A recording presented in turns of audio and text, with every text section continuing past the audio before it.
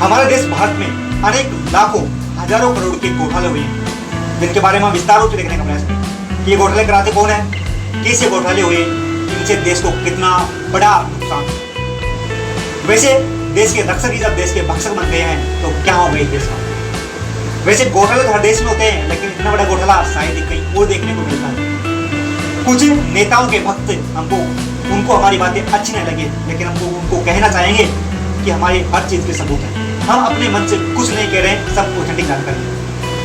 हम सभी घोटाले को देखने का प्रयास करेंगे और जो वर्तमान में घोटाले हो रहे हैं उन पर भी चर्चा करेंगे। तो देखिए, HDW घोटाला 1987 में हुआ।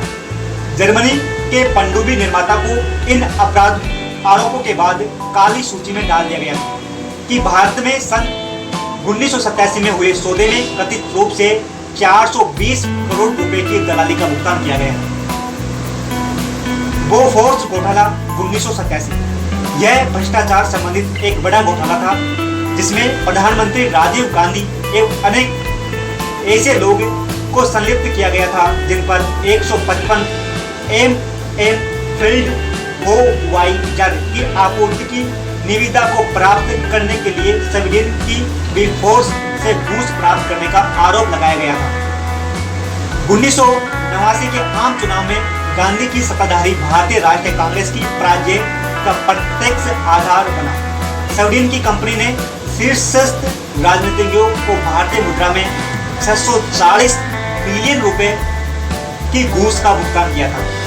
तेलगी घोटाला 1991 सर्वाधिक बड़े घोटाले में से एक, जिसमें 43,000 करोड़ रुपए का होने का अनुमान लगाया गया था, जिसमें धोखेबाज अब्दुल करीम तेलगी ने जाली स्टैम्प पेपरों की छपाई की तथा बैंकों एवं विदेशी निवेशकों, बीमा कंपनियों, शेयर बाजार के खिलाड़ियों एवं अन्य लोगों को बेचने के लिए 300 एजेंटों को नियुक्त किया था तथा लगभग 200 करोड़ रुपए कमाए। प्रतिभूति घोटाला 1992 हर्षद मेहता ने बैंकों तथा शेयर बाजारों में हेराफेरी की तथा ACC जैसे शेयरों की कीमत को 500 से बढ़ाकर 10,000 रुपए कर दिया। दलालों का कुल दावा चौंका देने वाला है, जिसमें 10,000 करोड़ रुपए का हो गया। चीनी आयात घोटाला 1994 इस घोटाले में तत्कालीन केंद्रीय खाद्य मंत्री कल्पनाथ राय पर ऊंची कीमतों पर चीनी आयात करने का आरोप लगाया गया था, जिससे देश को 750 करोड़ रुपए की हानि उठानी पड़ी। JMS घोटाला 1995 यह एक घुसकांड था, जिसमें जुलाई 1993 में संसद में नरसिम्हा राव सरकार के विरुद्ध अविश्वास प्रस्ताव को पारित करने के लिए अपने मताधिकार का प्रयोग करने हेतु झारखंड मुक्ति मोर्चा के 4 तथा जनता दल के 3 संसद सदस्यों में से प्रत्येक पर 40 लाख रुपए दिए जाने का आरोप है। हवाला घोटाला 1996 इस घोटाले जिसमें 810 करोड़ रुपए का होने का अनुमान लगाया गया था, में भाजपा के LK आडवाणी, कांग्रेस के VC शुक्ला तथा JDU के शरद यादव शामिल थे, जिन्होंने कथित रूप से हवाला कारोबारियों से 18 बिलियन डॉलर की घूस प्राप्त की थी। चारा घोटाला 1996 यह घोटाला सन 1996 में बिहार के चाईबासा शहर में उजागर हुआ, जब पशुपालन विभाग के द्वारा बिहार में पशुओं का चारा, मशीनें, पशुपालन उपकरण खरीदे जाने के लिए सुरक्षित 950 करोड़ रुपए के लगभग की राशि का गबन किया गया। भूतपूर्व मुख्यमंत्री जगन्नाथ मिश्रा सहित मुख्यमंत्री लालू प्रसाद यादव को त्यागपत्र देने पर बाध्य होना पड़ा था। यूरिया घोटाला 1996 यह घोटाला सन 1996 में देश में उर्वरक की कमी होने के बाद प्रकाश में आया। व्यापारियों के एक समूह ने राष्ट्रीय उर्वरक लिमिटेड के शीर्ष अधिकारियों के साथ साठगांठ करके उस यूरिया के आयात के लिए सरकार से 233 करोड़ रुपए लूट लिए, जिसका आयात कभी हुआ ही नहीं। बैंक घोटाला 1991 से 1995 के बीच सार्वजनिक क्षेत्र के बैंकों के द्वारा की गई अनियमितताएं शामिल थी, जिसमें 2358 करोड़ रुपए की हानि हुई। भारत तथा सिंगापुर में अनेक लोगों को उनकी बेईमानी कंपनियों के नाम पर मनमाने ढंग से ऋण प्रदान कर दिए गए थे। बैंक के अधिकारियों के अलावा अनेक राजनीतिक एवं नौकरशाही भी इसमें शामिल थे। शेयर बाजार घोटाला 2001। शेयर बाजार के बादशाह केतन पारिक ने निवेशकों के साथ छल करने के लिए यूटीआई कोलकाता शेयर बाजार तथा अपने निजी सूचकांक के 10 का उपयोग किया। जब यह घोटाला उजागर हुआ, यह सूचित किया गया कि इसने बाजार की पूंजी में से 1.5 लाख करोड़ रुपए गायब कर दिए थे। ताज हेरिटेज कॉरिडोर घोटाला 2002। उत्तर प्रदेश के तत्कालीन मुख्यमंत्री मायावती तथा उसके मंत्रिमंडल के एक मंत्री नसीमुद्दीन सिद्दीकी पर भ्रष्टाचार के आरोप लगे थे। ताज कॉरिडोर परियोजना की मंशा ताजमहल के आसपास पर्यटन संबंधित सुविधाओं को उन्नत किए जाने की थी। इससे उनके मुख्य मंत्रित्व काल के दौरान क्रियान्वित किया जाना था। उत्तर प्रदेश खाद्य घोटाला 2001-2 से लेकर 2010 तक। उत्तर प्रदेश खाद्य घोटाला, जिसमें सभी घोटाले की जननी भी कहा जाता है, सन 2002 से 2010 के बीच गठित हुआ था। अन्य योजना, जवाहर रोजगार योजना, मध्याह्न भोजन योजना जैसे अनेक कार्यक्रमों के अंतर्गत गरीबों को सार्वजनिक वितरण प्रणाली के माध्यम से वितरित किए जाने वाले 35,000 करोड़ रुपए मूल्य के खाद्यान्नों को खुले बाजार में बेच डाला गया था। इसमें से कुछ को नेपाल तथा बांग्लादेश की सीमा पर पकड़ा गया था। जब सन 2010 में सुरक्षा बलों ने धान एवं दालों जैसे 1.17 करोड़ रुपए मूल्य के खाद्यान्नों को नेपाल में तस्करी करके ले जाते हुए जब्त कर लिया था, जिसके अलावा 60.62 लाख रुपए मूल्य के खाद्यान्नों को भारत बांग्लादेश की सीमा पर भी जब्त किया गया था। घोटाले में एक प्रारंभिक जांच का आदेश करने के बाद तत्कालीन मुख्यमंत्री मुलायम सिंह यादव ने इस जांच को वापस ले लिया। विशेष जांच दल SIT, जिसका गठन मुलायम सिंह सरकार के द्वारा सन 2006 में किया गया था, के द्वारा 5000 से अधिक प्राथमिकताएं दर्ज कराई गई थी। भारत में घोटालों की श्रृंखला में नवीनतम, जिसे प्रारंभ में उत्तर प्रदेश चावल घोटाला कहकर संबोधित किया गया। इस घोटाले में लगभग 2 लाख करोड़ रुपए से अधिक धन की गड़बड़ी किए जाने शामिल है। यह एक ऐसा घोटाला था जो लगभग 7 वर्षों तक चलता रहा। इसके अलावा तेल के बदले खाद्यान्न घोटाला 2005। इस घोटाले में राजनीतिज्ञों को अंतर्राष्ट्रीय तेल के लिए खाद्यान्न कार्यक्रम में संलिप्त पाया गया था। बोल्टर रिपोर्ट, जिसमें संयुक्त राष्ट्र संघ के द्वारा नियुक्त किया गया था, के द्वारा अवैध भुगतान प्राप्त करने के लाभार्थी के रूप में तत्कालीन केंद्रीय विदेश मंत्री नटवर सिन्हा तथा उसके पुत्र जगत सिन्हा का नाम लिया गया था। IPO घोटाला 2006। यह शेयर बाजार में संबंधित स्वतंत्रता प्राप्ति के पश्चात प्रकट हुआ सर्वप्रथम घोटाला था, जिसके 61 करोड़ रुपए तक होने का अनुमान लगाया गया था।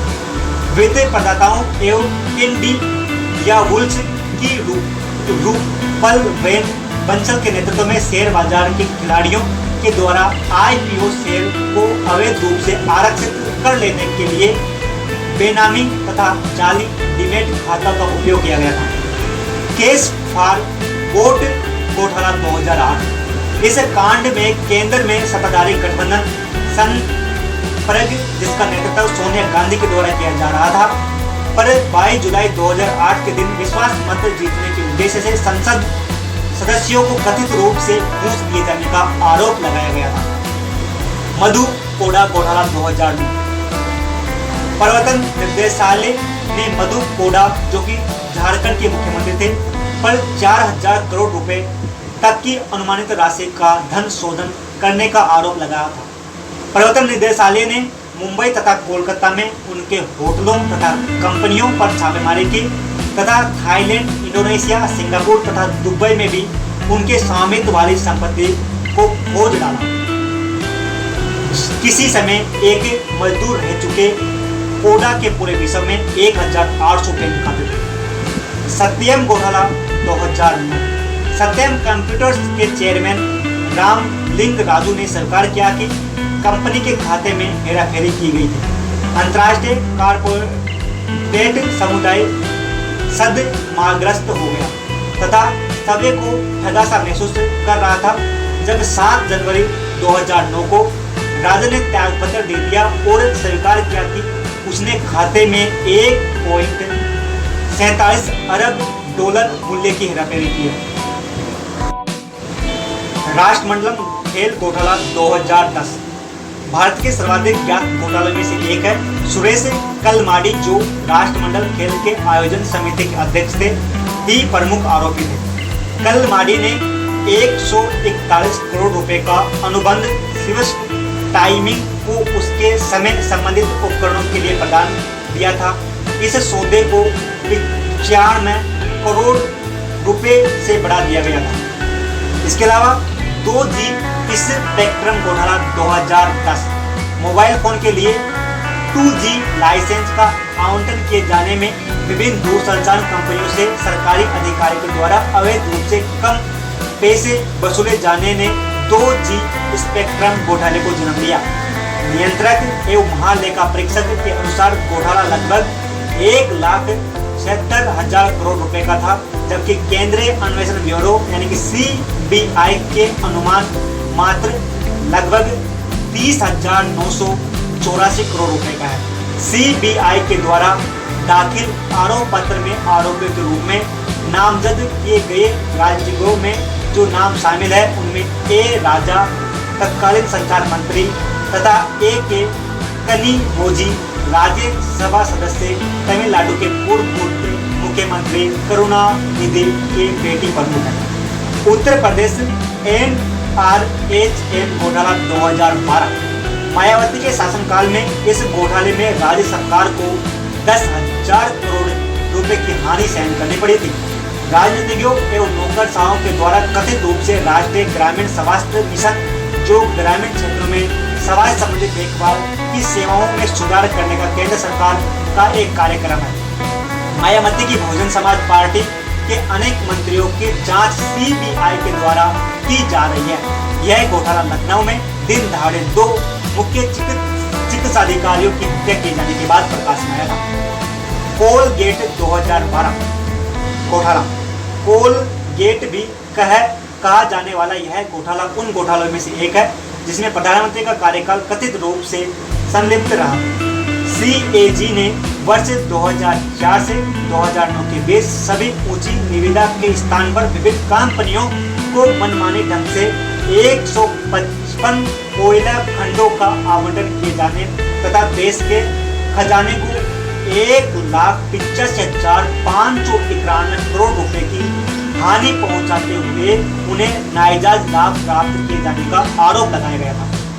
रेलगेट 2013 घोटाला रेलगेट के नाम से कुख्यात इस घोटाले में रेल मंत्री पवन कुमार बंसल तथा उसके भतीजे विजय सिंगला को रेलवे बोर्ड के एक सदस्य को सदस्य इलेक्ट्रिकल के रूप में पदोन्नत किया जाने के लिए कथित रूप से 90 लाख रुपए की घूस लिए जाने के आरोप के लिए संलिप्त किया गया था। शारदा समूह चिट फंड घोटाला 2013 हाल ही में उजागर हुए इस शारदा समूह चिट फंड घोटाले के कारण आम आदमी को 20,000 करोड़ रुपए की हानि उठानी पड़ी है। इस घोटाले के कारण जिसमें जाली योजनाओं का संचालन किया गया रहना शामिल है, पूरे पश्चिम बंगाल में राज्य में अनेक लोगों ने आत्महत्याएं कर ली। अगस्त वेस्टलैंड हेलीकॉप्टर सौदा घोटाला 2013 यह भारत में घटित सर्वाधिक नूतन घोटाला है। इस सौदे में लगभग 74.5 करोड़ रुपए की राशि शामिल है। ये घोटाले देश को बर्बाद कर चुके हैं, जो कि देश पर एक कलंक के रूप में है। यदि आपको इससे कुछ जानकारी मिली या लगा कि ये वीडियो देश हित में है, इसको लाइक करना। यदि आपको ऐसे ही और जानकारी मिलनी चाहिए तो आप हमारे चैनल से जुड़ सकते हैं। इसी के अलावा जो नेताओं के भक्त है उनको ये बुरा लग सकता है तो बता दें, हम कमेंट बॉक्स में आपकी जो दुविधाएं हैं उनको